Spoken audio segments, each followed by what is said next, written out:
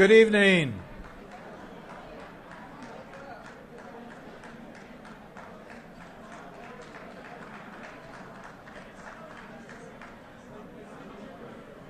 We're going to start our program now. So if we could have your attention.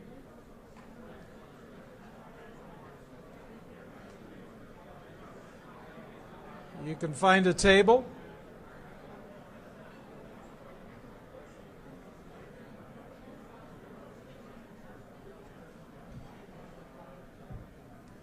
As that young man said, I'm Gary Kokola from Kokola Broadcasting in Fresno, and I want to welcome all of you to the 2014 Broadcasting Alliance LP-TV Mixer.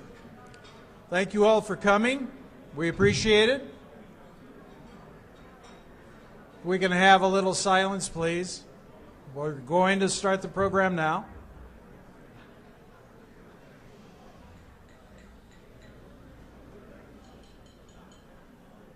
At this time, I'd like to bring up Dr. Randy Weiss, who's going to do our invocation.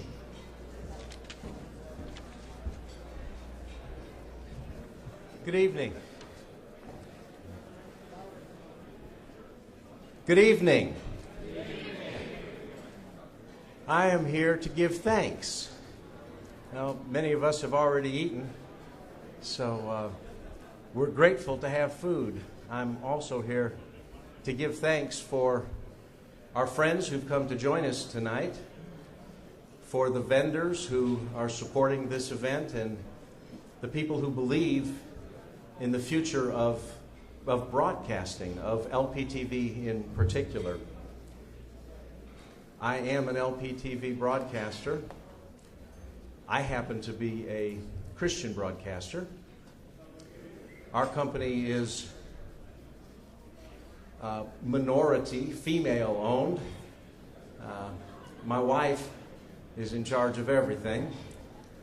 And it's the heart of a mother who cares about families. And everything that we do in television is to bring hope and encouragement to families, because our nation is filled with people who lack hope and who are discouraged. We believe in the future of television, and me and my wife and my children have dedicated ourselves to this. My children, we have 6 kids that we've raised, and they grew up in a home without cable TV. So if you want to watch naked people running all over the place, you're going to have to find it somewhere else. I'm here to give thanks, but I'm also here to pray for you. And we probably don't all agree on what we believe or how we pray, but I believe that we need God in our lives, in our future, and in our activities here tonight. And I will also ask you to pray for me. And again, if you don't agree, you don't have to say amen. But when the time comes, if you do agree, I sure would like to hear an amen. So be it. Lord God, we thank you. We invite you into our presence. We ask you to have your way in our lives and in our industry. We ask you to bless the men and women who are here tonight. I ask you, Lord, to help the vendors who sell to broadcasters who face uncertainty. I know that there are people who work in this industry who have questions and want to have stability. I ask you to bring us stability and to bless us. I ask you to have your way. I thank you for the food you've provided, for this wonderful venue, and we just give you thanks. And I do that in the name of Jesus. It's just how I pray. Amen.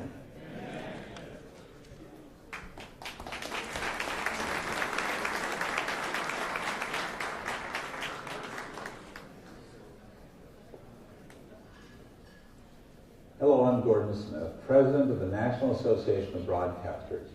I'm truly sorry. That said, we're grateful that you are once again here with us at the NAB show. All broadcasters must work together to ensure a bright future for our industry, especially as the FCC and others look to repurpose our spectrum for wireless providers.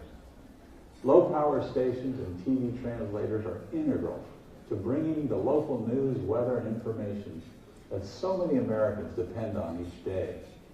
We know that particularly western and rural areas rely on low-power TV and TV translators, and those Americans must not be disenfranchised. The number of viable low-power stations and translator stations could decrease significantly as a result of spectrum repacking. We must all work to ensure viewers continue to receive the important local information they need, and that stations are able to continue to thrive into the future. Now again, thank you for being here. Your presence is important. Now enjoy the show.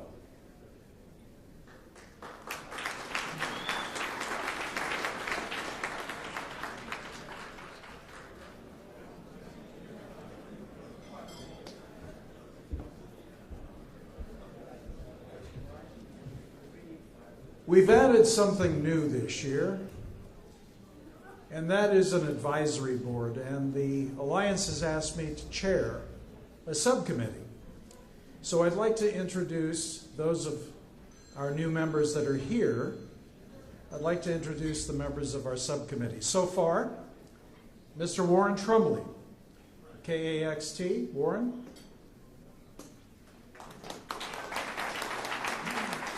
Christina Bruni. Christina, are you here? There's Christina. Howard Mintz. Howard? And I understand this gentleman is not here tonight. Glenn Plummer. He is also on our advisory board. And then we have a gentleman on the subcommittee of the vendor advisory board, and his name is Jim McNulty. I'm not quite sure of that. And so, Jim, are you here tonight? Back there at Como. And now I'd like to bring up Jim West, who will introduce our gold sponsors for tonight's program.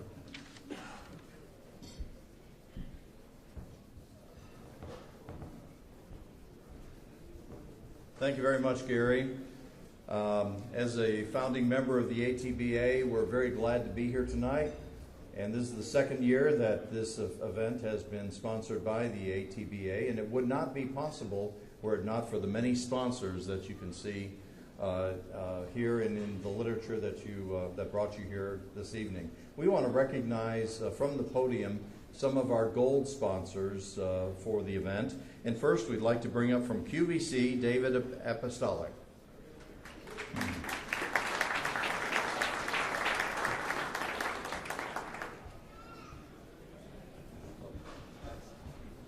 Thanks, Jim, and thanks to the Advanced Television Broadcasting Alliance, and thanks specifically to Lee Miller for inviting us. It's a pleasure to be here. And we really do feel like part of the Low Power family. We've been on the air now for about a year. We have relationships with many of the folks here, and they're going very well. We're happy to talk to other folks. We're at QVC. We're the world's largest electronic retailer.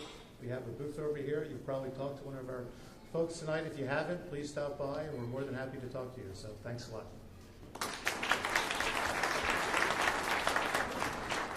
Our next gold sponsor is from Unixon, Hiroshi Onaka. Hope I didn't butcher that.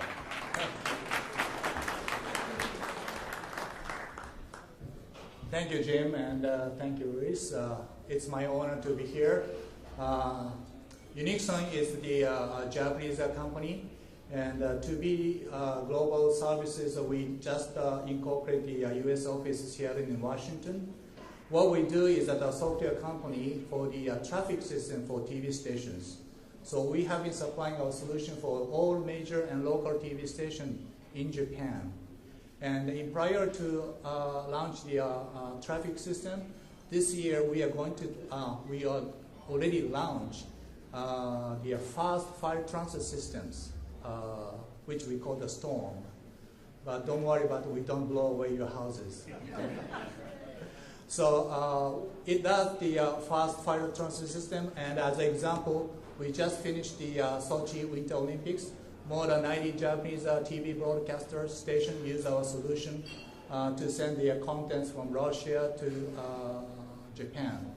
So please stop by. We have a booth right there, and our President, Mr. Imamura, here today to meet you all. And we are more than happy to start having some our solution to deliver here in the United States.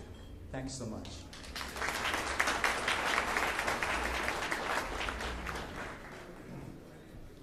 And there's this outfit called the Walk TV, which I'm privileged to represent. And many of you in the room are already Walk TV affiliates. But tonight I want to take just a minute to tell you about our latest network. And it's called Dr. TV Channel. And along with Erwin, where are you? And John Kyle, partners in getting Dr. TV Channel off the air. We launched in January. The affiliate list is growing rapidly.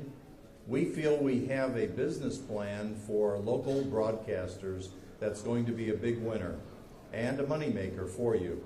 If you'd like to know more about it, we have literature over here. Be happy to speak with you after the program and tell you all about Dr. TV, or DRTV for short.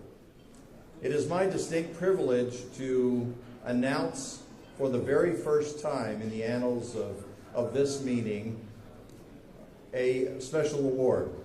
We're giving out 3 awards tonight. We're calling them Hall of Fame Awards. Let me get one of them and read you what it's all about.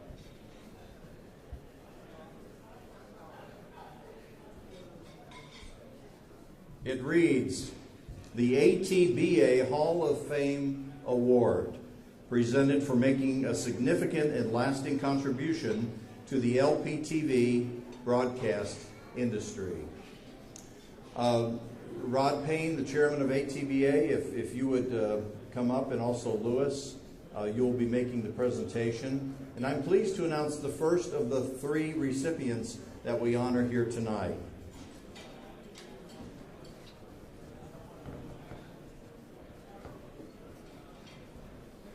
The first person that we would like to honor tonight for the Hall of Fame Award for the very first year is a person who's been in television for 40 years. He has been a pioneer in many ways. He pioneered the use of multicasting, running more than one channel on your spectrum. And he reached the pinnacle of 12 and was one of the first to reach 12, if not the first. He has also been a pioneer in reaching the ethnic communities in his service area, with channels focusing on different language groups, different ethnic groups, and providing the services and the local programming and the national and international programming that would be of interest to those particular groups. He was very active and has been very active in the LPTV community, serving at one time in the early 2000s as chairman and president of the CBA. He has been active on Capitol Hill, advocating for must-carry status for Class A stations, among other issues. He's been an active lobbyist for the ATBA and has represented ATBA very well in the years that we have been lobbying on Capitol Hill. This is a pioneer who is still active and serves the greater San Jose, Silicon Valley area. And our first award goes to Warren Trumbley of KAXT.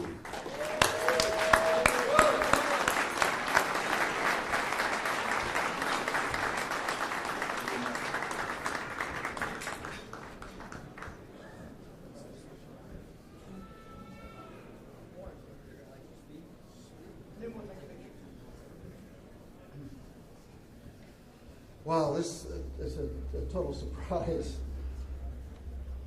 The only thing I can think of is that we have technology changing.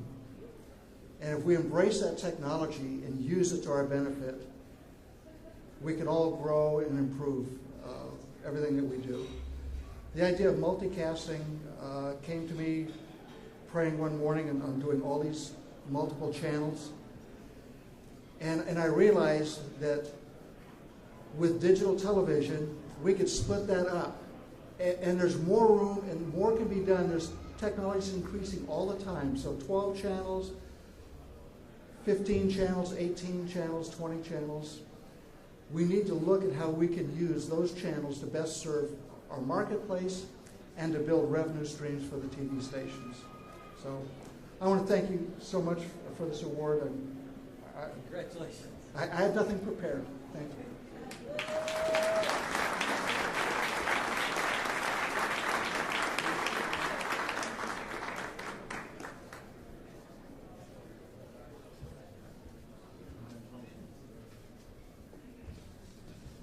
Good evening, everyone. I'm very happy and honored to be able to introduce the next awardee.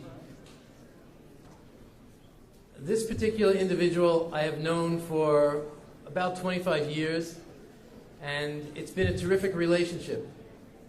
He is known as, we were actually introduced by another legend in the field, by Dale Hatfield. This individual is a very quiet, deliberate gentleman. He is an attorney of top notch. He's an FCC attorney who has had his hand in everything that matters to all of us, whether it be interactive television, LPTV, hearing assist, every single new development, new inventor comes to him, and he's well liked and he's really loved in the industry. There are a few similarities I have with him. I happen to, when I go to work, I like bringing my own lunch.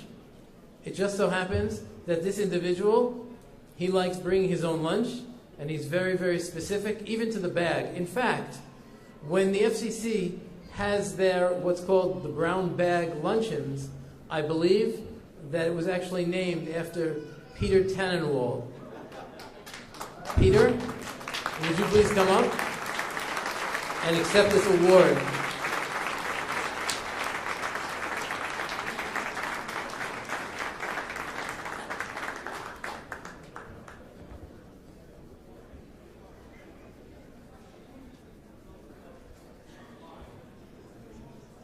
Well, I'm at least as surprised as Warren, much more so.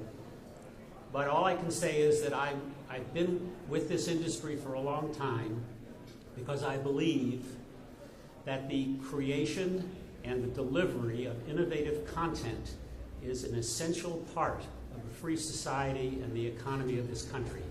And this industry does more innovation and provides more opportunity for new ideas, for minority groups, for creative different programming. And the people who run these stations have their hearts in them. That's why it's so important that we stand together, make ourselves known, and make sure that the world recognizes what we do and that we survive the Spectrum repack. Thank you so much.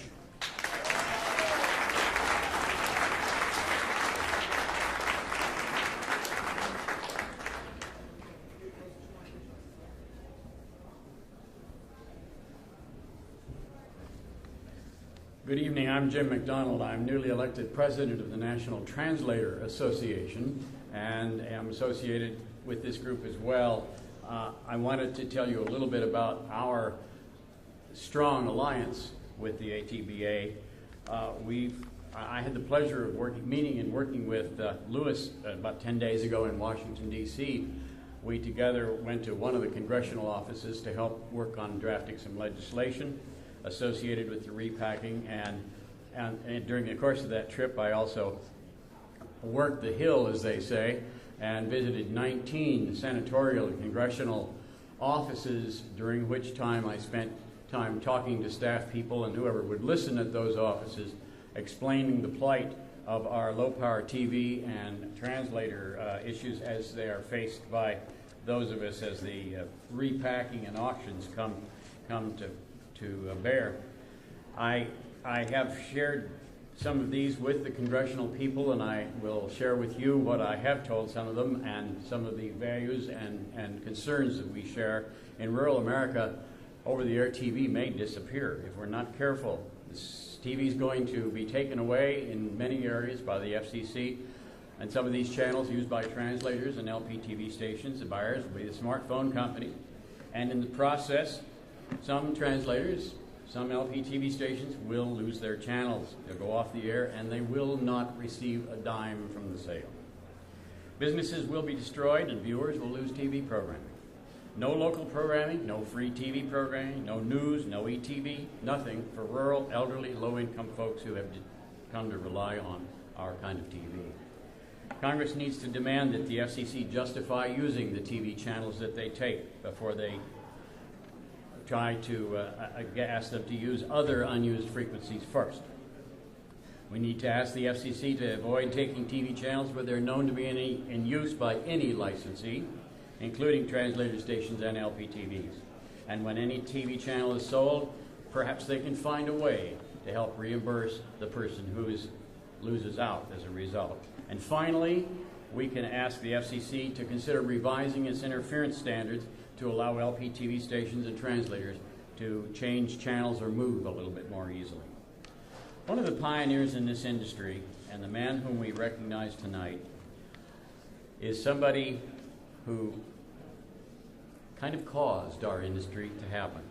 As TV grew across America in the 1950s and 60s, residents of small, remotely located communities found they couldn't receive the TV stations that were newly built in the large cities not very far away. In 1952, Sterling, Colorado folks could not receive the new Channel 2 from Denver. This same scenario developed in towns like Price, Utah, Sierra Vista, Arizona, Ukiah, California, and many others.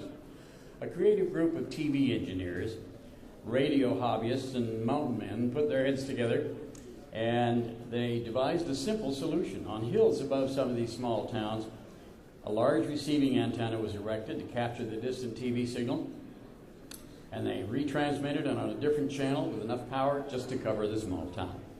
Thus was born the earliest translators. Over time, the engineers sought approval from the Federal Communications Commission for these systems, and the TV translator service was officially born. As they became acquainted with one another and met on mountaintops, in coffee shops, and burger joints, they began to capitalize on the power of numbers. And over the years, the National Translator Association was born. Later, its influence created low-power television. Founded as a support, educational, and fellowship organization for these hardworking techies, the NTA has since become a leading proponent of TV and LPFM translator systems throughout America.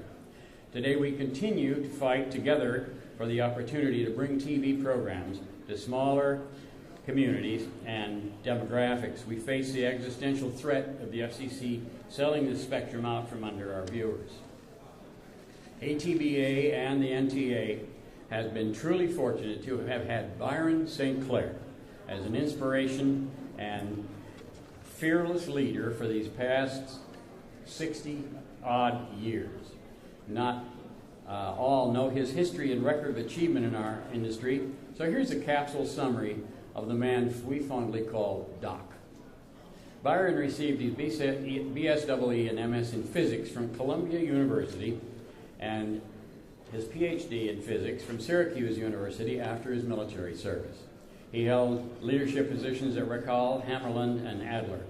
He founded MC and Television Technology Corporation, TTC, becoming its president until its acquisition by Larkan in the 1990s. TTC built numerous TV and FM transmitters over the years, and Larkan continues that practice.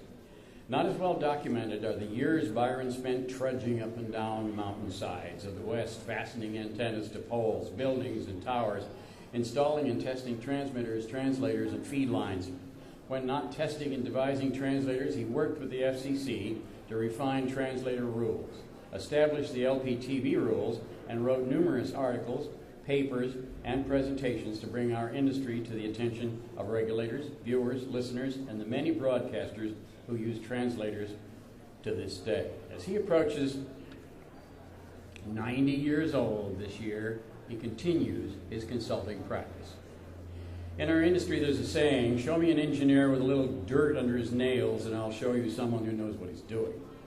Byron knows what he's doing because he's done it all.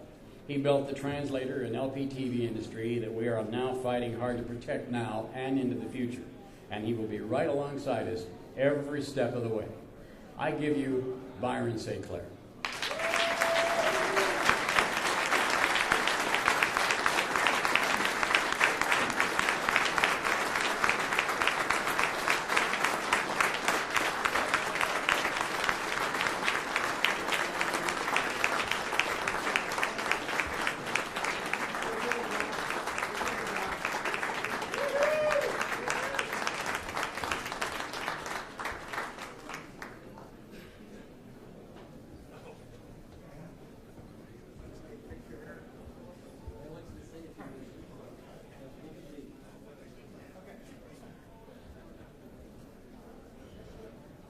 Well, it was a chance happening in 1957 when I was about to make a career change, and I passed up a couple of honest opportunities like loan sharking and selling swampland in Florida to get involved in the manufacture of translators.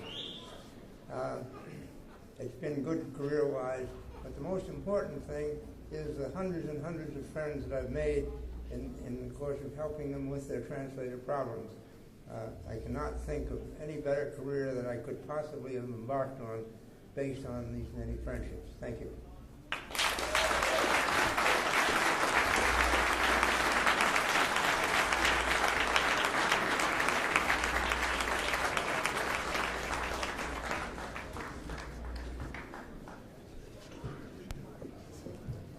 I feel like we're in I sometimes feel like we're in a nation divided.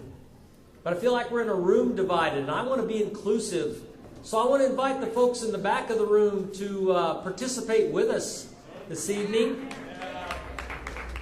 And I want to be as inclusive as I can. So I want to say I welcome those of you who are conducting your own meetings in the back of the room to join us. If you've missed the first part of our meeting, we've recognized 3 pioneers in this industry. We've also recognized those who have helped to make this evening possible.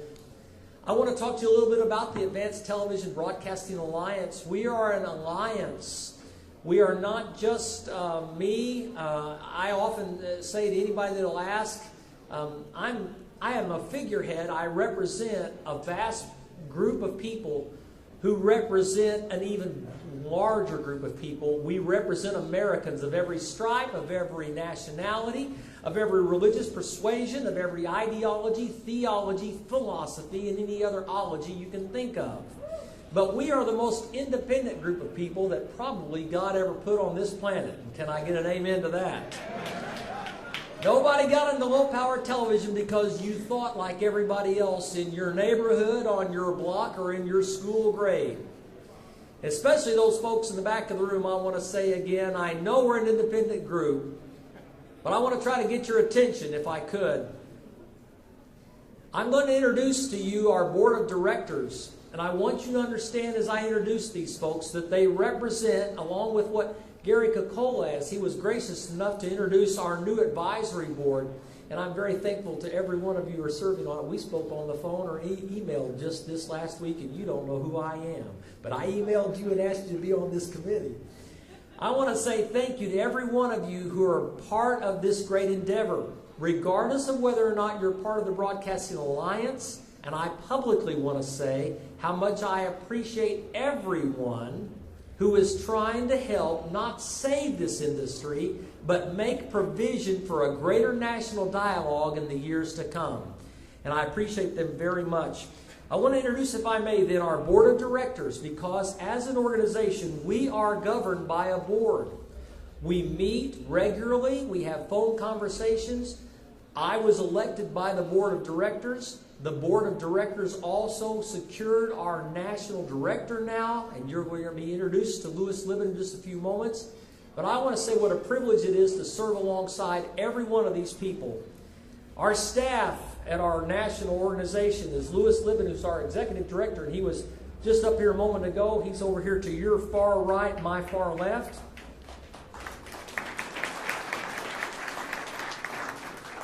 Tell you, he has great esteem in our household because of his love for children, and that means an awful lot in our household. Kenya Miller Lee Miller's wife is our administration director, and Lee Miller is our communications director. And Lee helped put this evening on this evening. We appreciate him very much. I am Rod Payne, and I'm the chairman of the Alliance, and I am a low-power broadcaster who serves my community in a way that AT&T, Verizon, and T-Mobile cannot and will not ever do. I serve my community with programming that is designed for and produced by minorities in my community. I serve my community by providing opportunities for faith-based organizations to get their message out in a way that's affordable for them. And most importantly, I serve my community because I took it as a trust that I was given when I received my licenses from the FCC. And just this last week, Mr. Tannenwald and his wonderful staff helped us file for our, I don't know what you call it, Peter, but it's the thing we have to do every 4 years. And I happily paid those fees to the Federal Communications Commission so that I could once again continue to serve my community. Remarkably enough,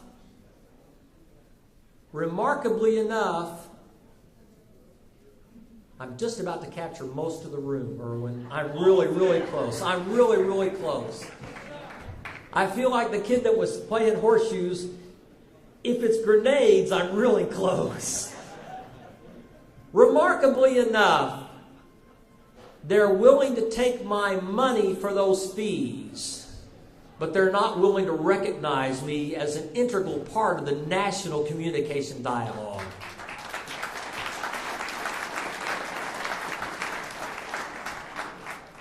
I met folks tonight from Florida. I met folks tonight from California. I have a good friend years that I've known here in Las Vegas that we just met for the last time last year, but I esteem him for what he's doing not only here but in Utah. I've known some of you for more than a quarter of a century, but I followed Byron St. Clair around the halls of Washington, D.C., asking him questions. And one of the questions, he never told me I asked him a stupid question, but one time I asked him, how come I couldn't use a VCR from Walmart as a method of bringing the signal into my transmitter because I couldn't afford a CADCO at that point? So I may not be the sharpest tool in the drawer, but I'll tell you this, I appreciate every one of you, regardless of how you may or may not feel about me or this organization, because if you care enough to do something to communicate with other people, I appreciate you. Probably the smartest guy in the room is a guy that I'm privileged to call a friend. Mark Aiken is the Vice President of Advanced Technology for Sinclair Broadcasting and would not admit it, and his wife might not support that, but I will say he's probably one of the smartest guys in the room. Mark Aiken is on our board of directors as well.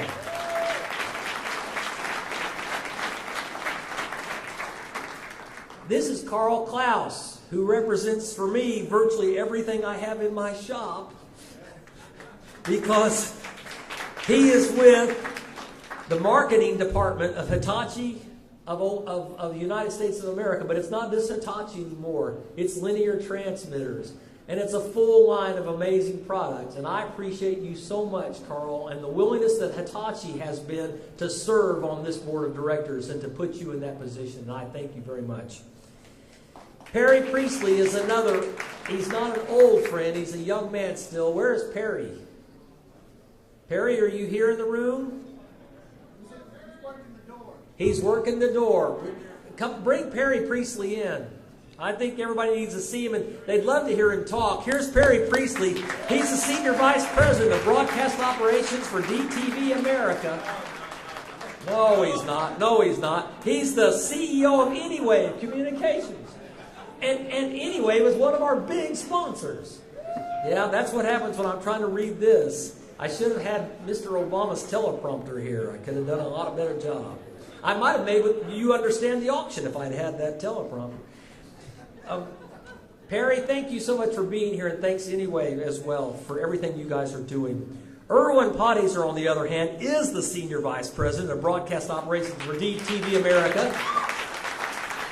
One of the forerunners and forethinkers in the whole thing about seeing how we could use our spectrum to far greater advantage, and also one of the co-originators, as I understand, of Dr. TV, of which I am a proud affiliate, and I think it's a wonderful outfit.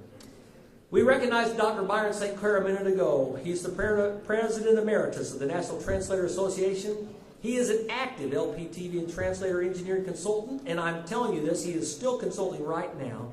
A member of the board of directors of the non-commercial PBS affiliate TV station in Denver, Colorado. And as you know, no one in this room would probably be here if it wasn't for Byron St. Clair.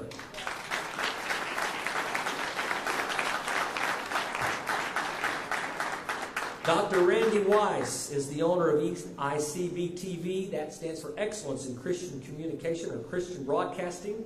He's also the president of Crosstalk International, and he's the chairman of the NRB's TV committee. And Dr. Weiss is another one of our board members and also one of our gold sponsors tonight. Stand up, Randy. Let him.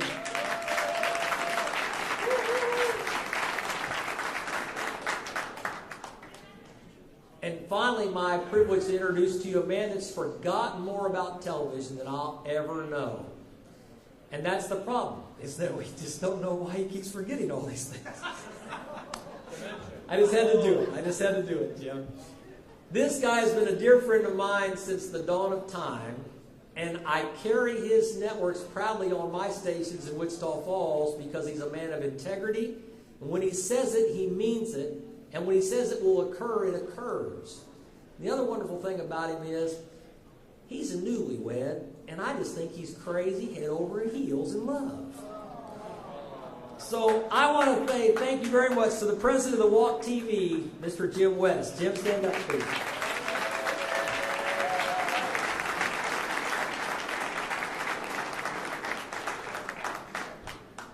Folks, if you're a member of the Advanced Television Broadcasting Alliance, you're part of this organization. This board represents you. We do not just represent ourselves, and we very much want to hear from you. Since our meeting last year, some of you have been kind enough to email us. If you don't receive a response, it's because somehow or another it went to spam or a dead letter folder. But in all sincerity, we want to hear from you because we believe in synergy and we believe in working together to see what I know will be the eventual outcome. And that is not just the survival, but the amazing future that lies ahead for every broadcaster, especially low-power broadcasters in this country. Thank you very much.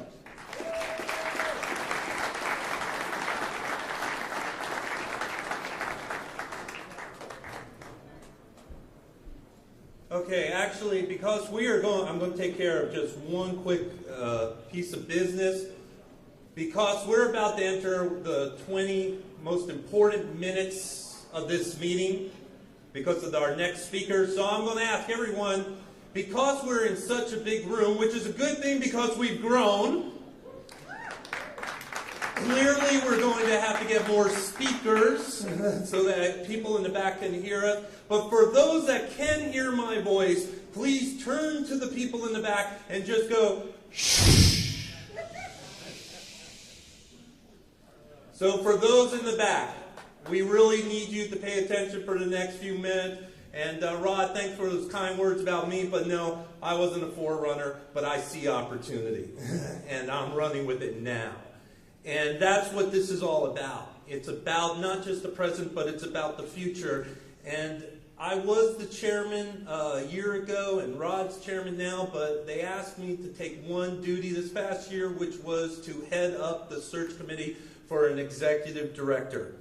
Now, before I bring up our new executive director, a little background, a very quick background. You'll notice that we are the Advanced Television Broadcasting Alliance. LPTV isn't mentioned in our name, and that's a little bit on purpose because as we sat back and decided to put this together, we realized something. We realized the greater truth, which is a lot of people want to put LPTV in a corner. They're low power. Let's put them in the corner. And sometimes we want to put ourselves in the corner and then scream from the corner why we're in the corner. And we realize something, the people that put this alliance together. We are more than that. We are part of something bigger. We are an integral, important, vital part of the entire current broadcasting system. This infrastructure would fall apart without us. Simple as that. The other big truth is is that for the future of television to be everything it can and should be, video on demand, wireless cable systems, data delivery, hundreds of over-the-air channels, even in small markets. You can't do it without low power and translators. You can't do it. Or if you do it, it's going to be diminished. Broadcasting infrastructure needs us now, and they're going to need us in the future. Therefore, we are more than just low power. We, just like the full powers, are broadcasters. So, realizing that, and realizing that if we're going to be a part of something bigger, we have to begin to have a seat at the table. That means we need to be talking to the NAB and the NRB. We translators and low powers and full powers need to all be on the same page. We need to have communications and to build a true and real alliance. You've seen tonight, that deserves an applause. Yes, we need an alliance, a real alliance. We can't be sniping at each other. There's enough people sniping at broadcasters. We shouldn't snipe at each other. We need to work together, and that's what the Alliance has been doing for 3 years now, is slowly and surely building that communication, getting inside, getting a seat at the table, being invited in. You'll see that we're members of the NAB this year. The Alliance is an LPTV, an organization fighting for LPTV that's a member of the NAB. So we have a seat at the table, and so who's going to lead us? Who can we get that's going to be respected by all broadcasters? Who can call up the NAB and they know who he is or she is? Who will say, yes, I respect your opinion. I know who you are. Who's respected by the FCC. Even if we don't agree with everything the FCC does, the FCC is willing to talk to us and have intelligent conversation and come up with solutions. Who can we get that's going to be able to do all of that? And they put that on me and a few other people to figure that out. And then a resume came across my computer, and it said this: former Chief Technology Officer of NBC and General Electric. Led NBC through the digital conversion. Currently the Spectrum Supervisor for New York City.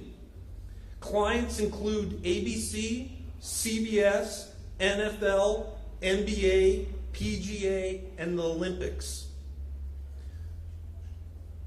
During the digital conversion, when Utah was a complete mess, they called upon this individual not only to find a solution, but this individual actually went to the FCC, worked with the FCC, and the FCC adopted his solution. So he has an established history of working with the NAB, working with the FCC, and working with Congress. References came from everything from the largest networks to Microsoft. And close to a lot of people's hearts on our board, he also was the recipient of the New York City Mayor's Award for his work with foster children.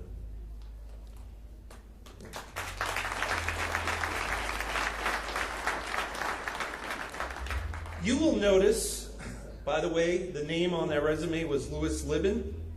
And you will notice that on Louis Libin's NAB badge, it says speaker. Because before we even hired him, the NAB turned to him and said, we want you to speak at 2 of our workshops and we want you to chair 8 others.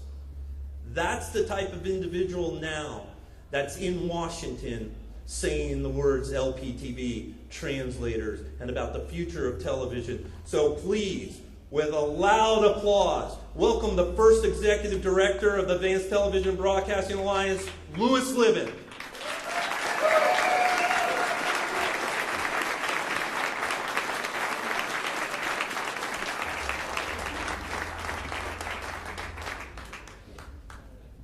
Thank you all so much, Erwin. Thank you so much. When I play the recording of this, of the introduction to my wife, she'll give you a full rebuttal on everything. So thank you so much to everyone who's here to the ATBA board, to Gary Kokola on your new position here, and we really appreciate it. To the honorees, to Lee, Kenla, we appreciate everything that you do on behalf. I want you to know that I'm very, very honored to be here tonight. I'm surrounded by owners, by experts, all giants in the industry, and I really appreciate it. I want to thank the NAB itself, for their support of free over-the-air television, over-the-air LP TV, and translator broadcasting. We can't show enough. We have Jim McDonald right here with us. We're as close as we can be. Again, I'm thanking the ATBA board and their great chairman, Rod Payne, for forming the ATBA and to allow stations to reach the people with meaningful content, because that's what we're all about. We're about meaningful content. And you should know that since January, not a day goes by without my speaking to a board member. It doesn't have to be the same one, but it is a board member. This is a very critical time for LPTV and translator broadcasters, and I applaud all of you in your wisdom for joining us, for joining the Alliance, and not just talking. As we approach the time for the Spectrum auction, whatever happens with it, the Advanced Television Broadcasting Alliance believes that we need to continue to bring the strategic importance of low-power television. What is our mission? Our mission is broadcast spectrum needs to remain with broadcasters and use technology to its fullest. It's not a terrible mission. This is our basic mission. The spectrum is ours. The audience is ours. If we want to pursue new technologies on our spectrum without losing audience, please let us. We know what's good for our audience. If we define new technologies and our audience itself likes what we present to them and they embrace it, so much the better. So let's not sell ourselves short. Remember, we are secondary in everyone's eyes except for our loyal viewers. Our loyal viewers.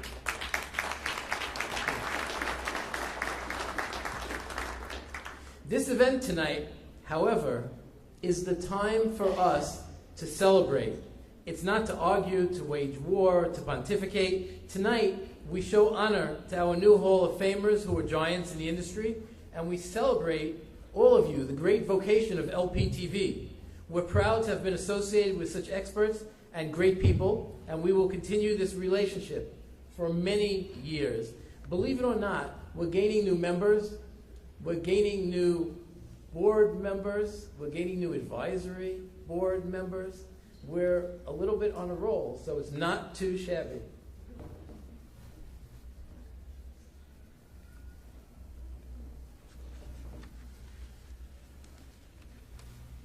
I want everyone to know that we have a real strategic friend in Washington.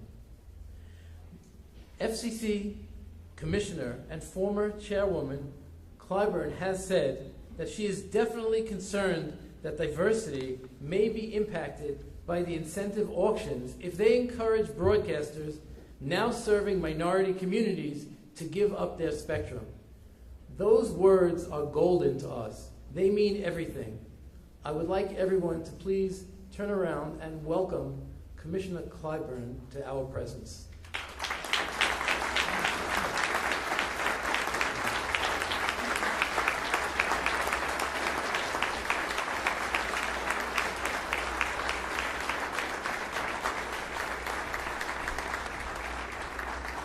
Thank you so much. You are very generous. You make a young, well, maybe not so young lady from a pretty rural state very happy. I appreciate that warm reception. One of the things that you mentioned toward the end, it rings extremely true.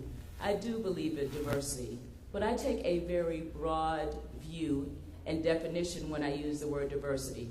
Diversity can mean what we commonly speak about in terms of race and gender, but to me, diversity is geographic. It's low power and full power. It's all power, because we have the opportunity and we have a mission, all of us, to serve our consumers. Just like you said, There is no big consumer, no little consumer. There's no big audience member or small audience member. There is no significant broadcaster or insignificant broadcaster. We are all significant, and we all serve the public. And that is why it's so important for all of us to use these opportunities that we have, these conferences, to talk about those challenges and opportunities that we have. I care about you. One of the first receptions I went to, if you remember, was one of your receptions. I made it a point to stop here first, because I truly believe that the communities in which you serve that rely on you for their critical information needs, we cannot overlook. I know what the law says. I know what our challenges are, but I want to assure you that you have a friend that will continue to be an advocate, that knows your worth, knows your service to the community, and I will never, ever forget that you count. Thank you so very much.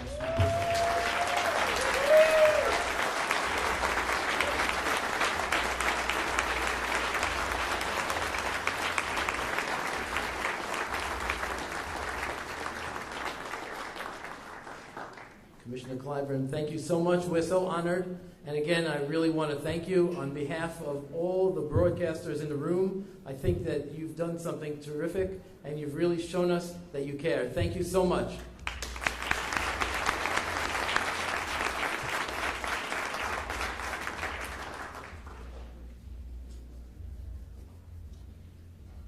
I'm still in the middle of my thank yous.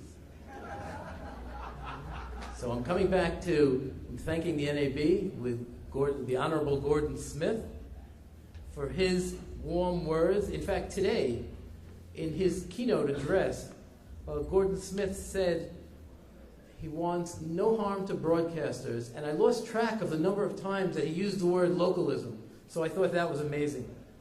So we really are in the midst of an attack on our industry, which is local TV, LPTV, and translators.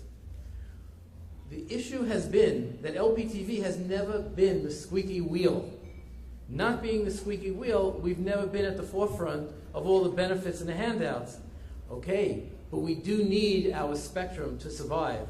So we're happy to work with our FCC friends in order to succeed. So the timing has been perfect. I so appreciate it.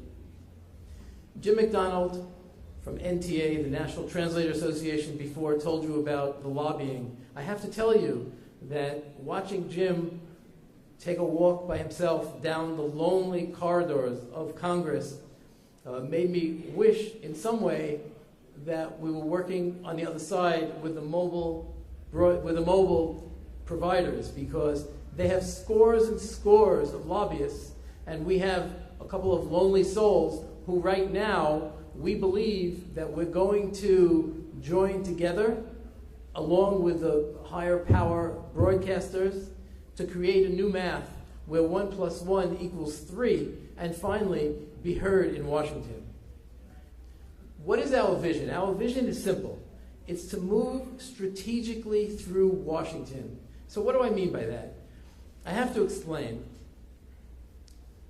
We filed a waiver filing with the FCC, which was really done for all of our benefit.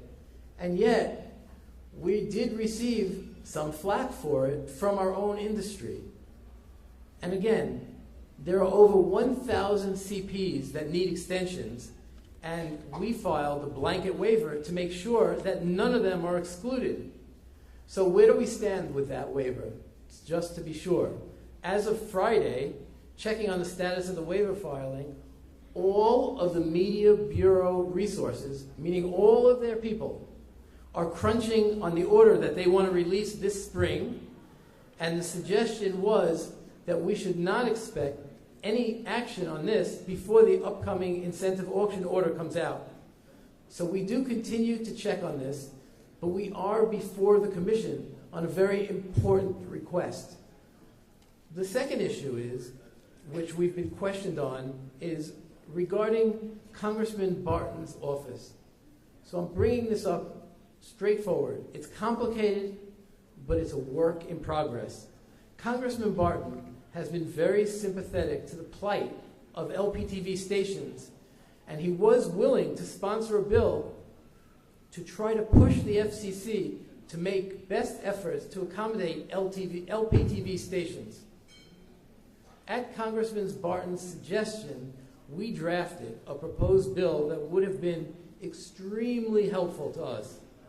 But Barton's office made major edits, as is typical in Washington, that while they were well-intended, we feared might actually help the FCC if and when we appeal the incentive auction, getting more complicated. In essence, we want to tell the FCC that it must consider the impact on LPTV and translators to the public in structuring and conducting the incentive auction. Barton's office said that any hard restraint on the FCC would cause the CBO, the Congressional Budget Office, to score the auction at lower revenue. So Congressman Barton's draft basically clarified that the FCC was to protect LPTV, but only if doing so did not harm the incentive auction. My concern today is that the FCC would read that to mean we have specific congressional authority to harm LPTV if it helps the incentive auction. None of us here want a bill coming out of Congress that expressly backs the broadcast bias that comes, the broadband bias that comes at the expense of broadcasters, especially LPTV. So we're still on it. This is a very complicated subject. We tried other iterations, but we always ran into the same scoring issue. It's about the money. Congressman Barton's office was unwilling even to look for co-sponsors for a bill that would be scored negatively by the CBO. So it's a work in progress, but it's part of our vision and it's part of our strategic mission. So what we're asking is that on these subjects you bear with us because there is a bigger plan. So let me just take a moment and pull away and tell you a little bit about myself. Erwin, I thank you for your introduction. There are some things I want to tell you. I come from, I guess I started in the world of the networks. I was at NBC for 13 years, and there were really three things at NBC over those years that I'm most thankful for. And one of them was the fact that they allowed me to take on projects anywhere in the world as long as it would be in their benefit. And one of them, for example, was building a network in New Zealand. It was the first commercial network, and it was comprised of mostly low-power television stations. And it was extremely rewarding, and I totally appreciated it. The second was NBC allowed me to go to school, and I'll talk about that in a minute. The third was NBC made a commitment to me. I was nominated to be a congressional fellow for the National Society of Engineers, and NBC allowed me to apply for it, and they allowed to sponsor me. So I came in as a first runner-up. The one who won the fellow was there for 6 months, and then I took over. The reason I'm telling you this is that was my introduction to the intricacies, to the way bills are done and the way they're not done. And so we're trying our best to not just win the medal at the end, which is continue with what we're doing and even go more, but we're going to do it the right way. Not because we think there is another way. There is no other way. Doing business in Washington, you have to really be aware of all the intricacies. So the third thing, as I mentioned, had to do with school. NBC allowed me to go for graduate work and study under two people. One of them was, I'll call it, say, here in Washington, was Fred Matos. If any of you know him, he was really the spectrum management guru. He's the one who wrote the textbooks, the IEEE textbooks on spectrum management. And then I had an unbelievable scientist who I studied under, he was the inventor of sonar, of high-speed photography and videography, an amazing person. His name was Doc Harold Edgerton, and he really was my mentor. In fact, he taught me about life as well. One of the things he taught me was it isn't about the money. When you go through the magnetometers, the chances are you're going through an E, G, and G machine, or at least you've seen them. He's the E in E, G, and G, and you wouldn't know it by the same pants that he wore every single day that I've known him. So he was an amazing person, and he was a real scientist, and he had tremendous, tremendous integrity. So that's how I was treated when I was at NBC, and I totally appreciate it. So when I left NBC, I had a tremendous, tremendous amount of experience that I could now bring to the broadcasters, and I did, and I brought it to the other broadcasters. And in fact, I was the one who licensed the first mobile LPTV transmitter in a truck. And we did this to test digital television. And it worked in different locations, and it was really something special. But I have to tell you that, so I've worked in Central America, in South America, and in, I mentioned New Zealand and Australia, and in Southeast Asia. I did the same thing recently, meaning about a year and a half ago, in Myanmar, which is ex-Burma. And I have to tell you, so I know LPTV, and I know facilities, but I have to tell you that it's about the people. It's about the people who build, who maintain, and operate LPTV stations. My conclusion, there are no other TV engineers like LPTV engineers and people. Because when I was at the big networks, you had very, very smart people. They specialize in different aspects. You don't have that with LPTV. It comes down to, who do you ask the question to? You better know. When I was designing an LPTV station, an LPTV network in New Zealand, the construction people came to me and asked me a lot of questions. Some of them I could answer. The problem was they needed answers to every single one of them. So when it came time to pour the cement, where we were putting a new antenna on top of a very small tower, which was on top of a volcano, hopefully an extinct volcano, they asked me, how much cement do we pour? And I went back in my head. I'm sorry, I didn't learn about volcanoes, but they're waiting for an answer. So my answer satisfied them, and luckily it worked. It was pour until the cement stops. And apparently that worked. And that network is still in existence, and it's now the #1 network in New Zealand. So I'm still telling you a little bit about myself. I teach 2 classes, and one of them thanks to my wife, who's an art teacher, and she's always made the 2 of us, art and science, work together. So I teach a class in, it's called Aesthetic Realism. Aesthetic Realism is basically how to like the world and understand everything you see in terms of art and science, and how not to have contempt for any of it. And it's terrific for children, who Erwin sort of hinted, and Rod sort of hinted, which I'll just mention a little bit. So it's about, basically, it's about the world of opposites. Great things don't always happen, but bad things don't always happen. So just hang out, because good things are going to happen, and that's what's going to happen to us as well. So that's what we have to look forward to.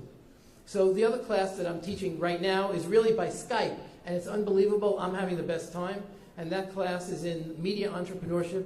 I'm teaching it at ASU in Arizona. So that's also a nice one. And anybody wants to talk about it afterwards, please find me. So I had 2 teachers in my life who made lifelong impressions on me. One of them was Doc Harold Edgerton, who you all know. He's also the one who you see the pictures of, the first ones, of the apple with a bullet going through it, and he stops it when the bullet is right through the apple. There's an end to that story. Right after the bullet comes through, the apple explodes, but we don't need to see that right away. He's also the one who, you see the pictures of the milk drop crowning. He stopped all that. So that's what we did. And as a younger man, I loved working with Harold Edgerton because he blew everything up. He liked doing that. And he showed you how to take pictures. We had cameras that take 1 million frames per second, and you program in how many do you want, which ones do you want. And today, that's nothing. There are copper vapor lasers that are now able to be used with cameras that you can take to many times that. So the other teacher who I had was a high school teacher, and he was my theology teacher, and he was outstanding, but not so much so. He was just a very, very nice person. My wife and I married young, and he was invited to the wedding, and when he showed up to the wedding, we had a custom that for a week before the wedding, the groom doesn't see the bride. But he decided he would break that tradition. He called us before the ceremony. He said, I need to speak to the two of you. He said, I have a custom in my family, and I want you to take on this custom, which I thought was amazing, because customs are supposed to be, I don't know when they start, but he said, fine, you're starting a custom right now. And he said, what I want you to do is, this is a very holy time for people, no matter what their religion, and it's a time when the heavens are looking down on you, and there's a little bit of an opening. So I want the two of you to decide for yourselves, not with me. I want you to decide what is the loving kindness thing that you're going to decide to do with your lives. Forget about your work. This is about your lives. What are you going to do? So that's the end of the story. So he said goodbye, we got married, and that was the end of the story. And this tradition, by the way, carries on to my kids. Before their ceremony, we make them stand there and decide. Not to tell us, we don't care, but they need to decide. So the answer to that story was, we decided, well, I don't know, let's like children. We like children. So we decided to like children. So we like children so much that we decided to take in foster kids, and we were followed by a lot of our friends. We took in a lot of kids. I don't like saying the number. The number is a lot. It's a lot. It's over 40. It's over 40.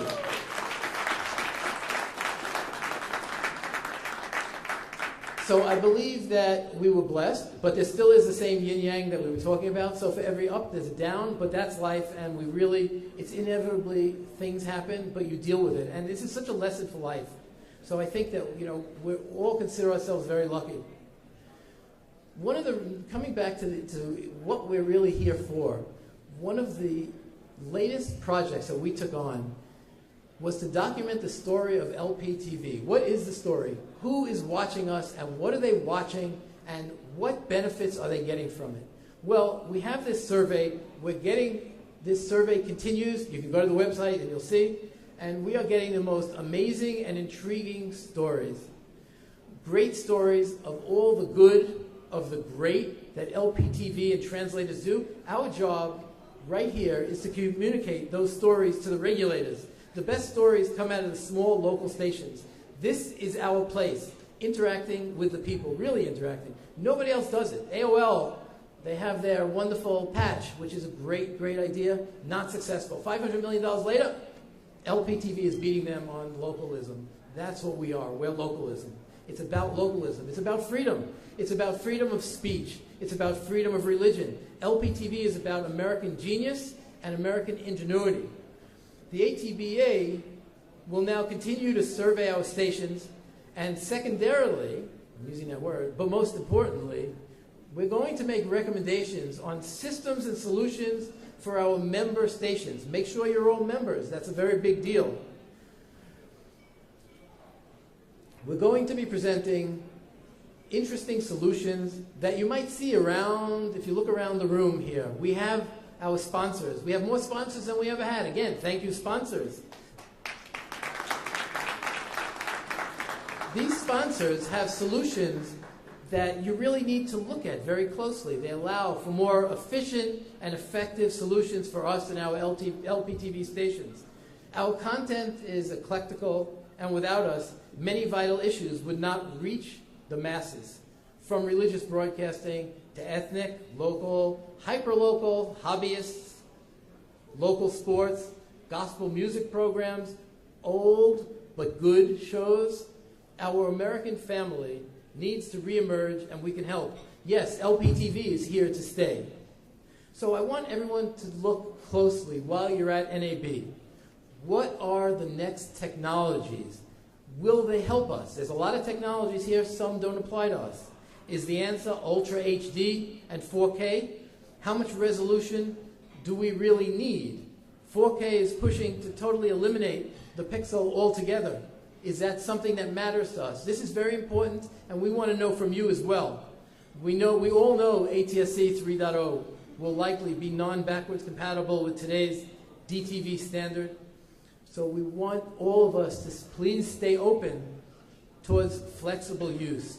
so that newer, technically advanced services, including mobile, can be brought to our stations, so we can see new revenues. We're not here because we're hobbyists. We're here for the revenues. There's a lot to say about the 2015 Spectrum Incentive Auction. The only thing I'm going to say is what we've told the Commission is that the Commission prefers doing a feasibility check on the stations rather than doing the optimization. And that doesn't make sense to us. They want to do the optimization without LPTV. They want to do the feasibility without LPTV. We're asking them, at least when you're doing the feasibility, which is sort of like saying, I'm going to just make a rough guesstimate of how many people are in the room instead of actually counting.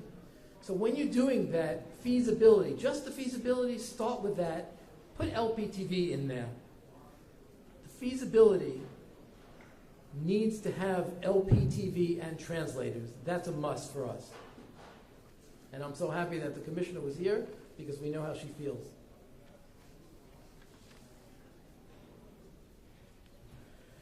So again, nobody does it better than the LPTV operator.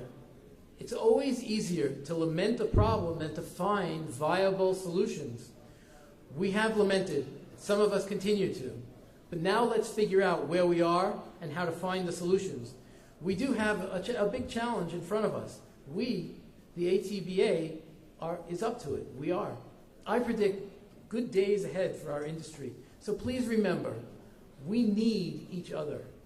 We need to spread the word so LPTV is not the problem, but we're part of the solution to today's big, cold world and social ills.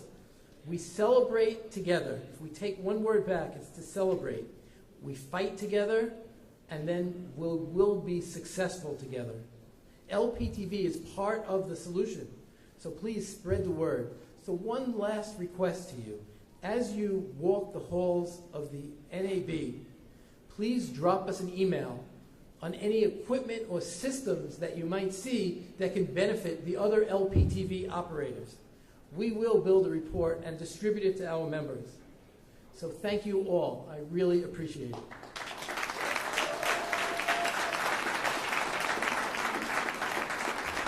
I would like to reintroduce our great chairman, Rod Payne, to close us with distinction.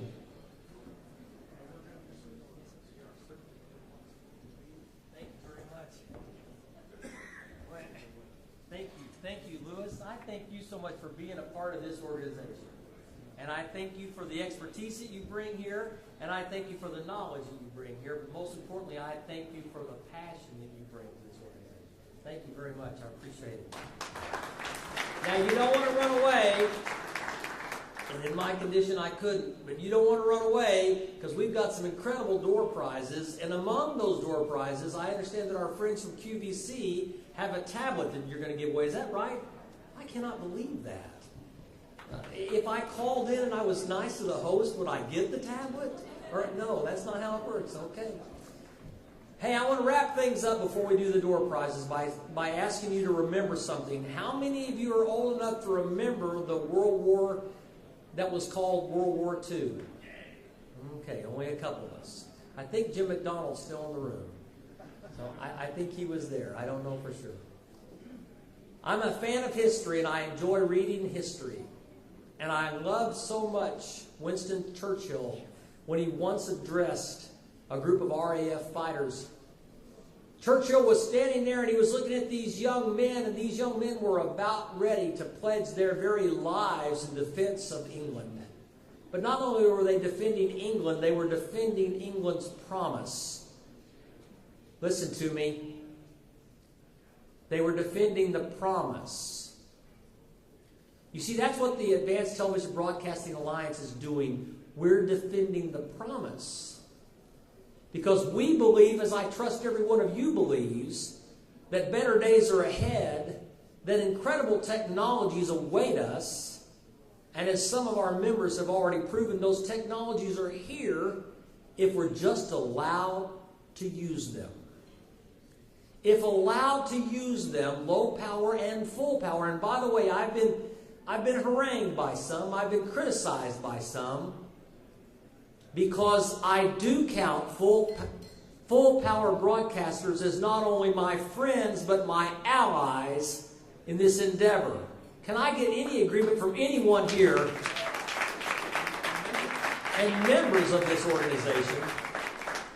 If you bring somebody to this table who has the respect of everyone who matters in this industry, and they say they want to help me, I'm an idiot if I turn their help down.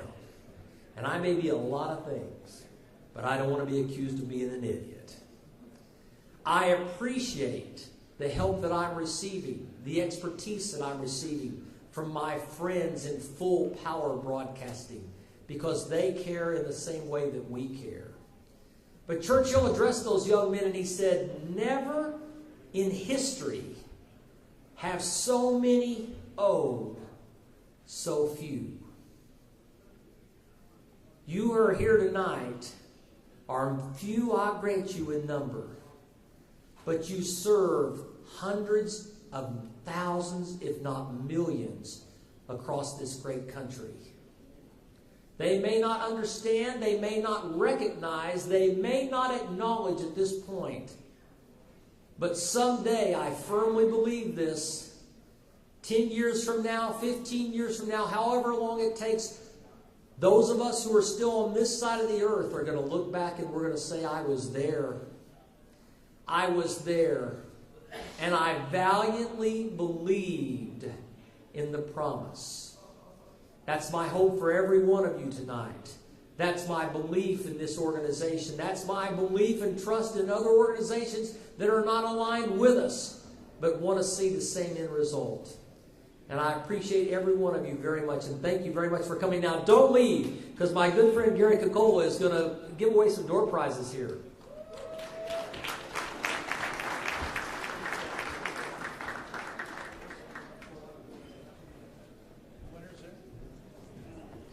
I'd like to thank you all for coming tonight.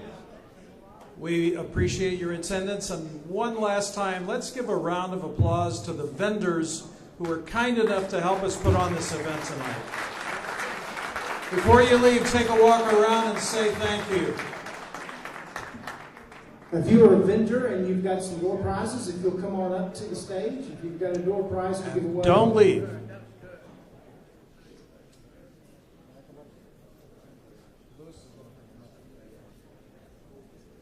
What's the first prize? Perry, what's the first prize? That's the last prize. All right. Who's got the first prize for the giveaway tonight?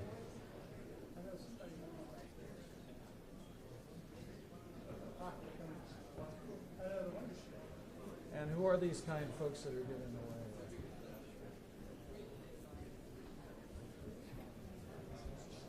away? Okay, I'll take that one. We don't have to give it away. All right, I see something. You got something? Come on.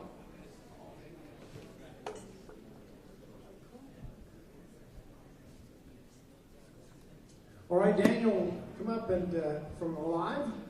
What do you have for us? Good evening. This is a broadband wine cooler made from spare antenna parts. Basically, put the wine in one side, the ice in the other.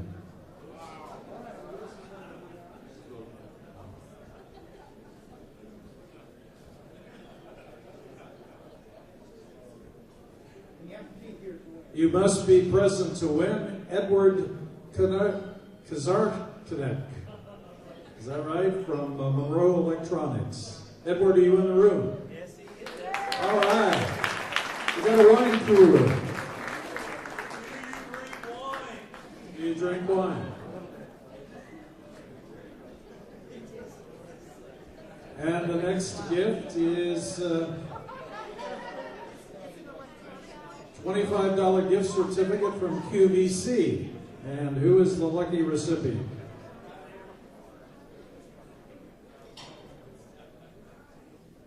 Mark Hyman. Mark, are you still in the room? I think he left. Is he still here? Someone want to get Mark and have him come up and get his gift certificate? QVC. Or we're going to give it away to someone else.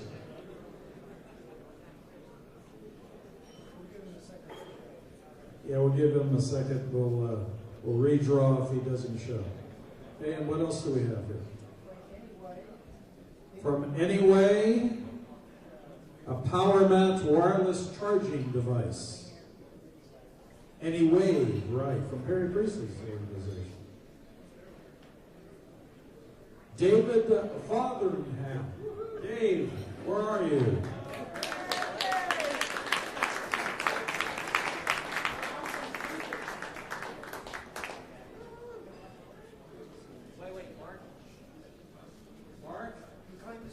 Mark was here and Mark got his gift certificate.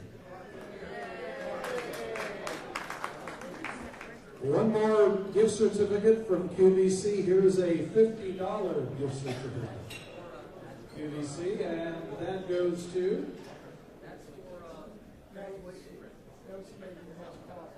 Someone that didn't have a card. And can you read that name? Looks like a Bill or Ben Williams, phone number 813-580. That's the first part of your phone number. Phone number 813-580. Williams, or Williamson. Going once. Going twice. All right. One more time. Pick again.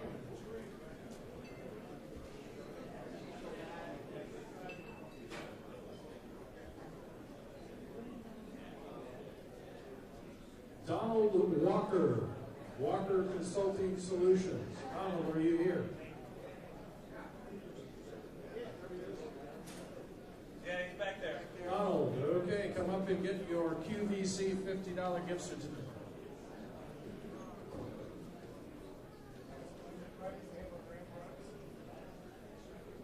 And the grand prize, where's our winner of the $50 gift certificate? Don Walker. There you are. Okay. Before we give this away, it's a Galaxy Tab 3 Samsung from QVC channel. And also want to tell you about our Padron cigar. It'll be in the Tempo Lounge. Owen has the cigars here. They're free, right? The show. Free cigars. Free cigars. $300 in cigars, and everyone wants to burn them up. So, all right.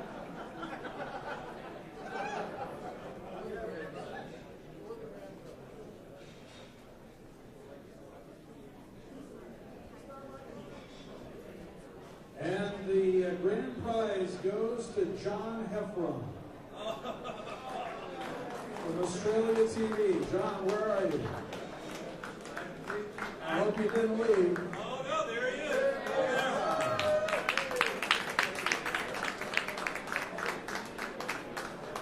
Something you can use, John.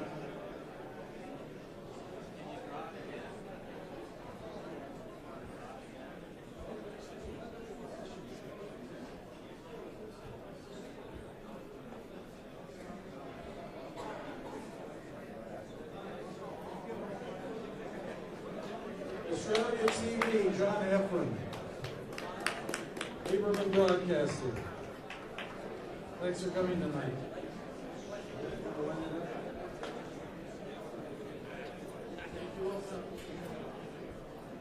Thank you all so much.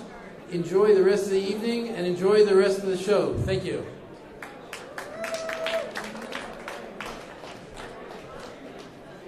Like they said, cigar night starts in...